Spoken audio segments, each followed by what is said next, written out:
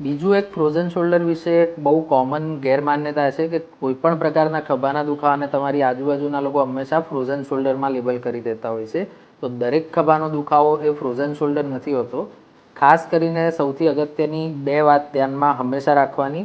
જો તમને કોઈ પણ ખભાનો દુખાવો કોઈ ઝટકા સાથે પડ્યા વાગ્યા સાથે ચાલુ થયો હોય તો એ કેસમાં એ દુખાવાને નિગ્લેક્ટ કરવાની જરૂર નથી. એ કેસમાં એ દુખાવા માટે તાત્કાલિક એના એક્સપર્ટ ડૉક્ટર કે જેવા ઓર્થોપેડિક ડૉક્ટર હોય એમનો અભિપ્રાય લઈને એ પ્રમાણે ચોક્કસ સારવાર કરવાની રહે છે. બીજી એક વસ્તુ, કોમનલી હાથની હલનચલન એક એક્ટિવ હોય કે દર્દી જાતે હાથનું હલનચલન કરે.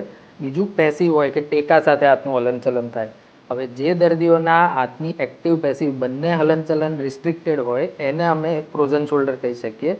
પણ ઘણા બધા દર્દી એવા હોય છે કે જાતે હાથ ઊંચો ના કરી શકે કે અડધે અટકી જાય, ટેકો આપો તો એ હાથ ઊંચો થઈ જાય. એવા કેસમાં ખભાની અંદરના સ્નાયુ ફાટવાથી માંડીને ઇમ્પિન્જમેન્ટથી માંડીને કેલ્સિફિકેશનથી માંડીને ઘણી બધી બીમારી દર્દીના ખભામાં હોઈ શકે. તો એ વસ્તુ બિલકુલ આપણે નિગ્લેક્ટ નથી કરવાની.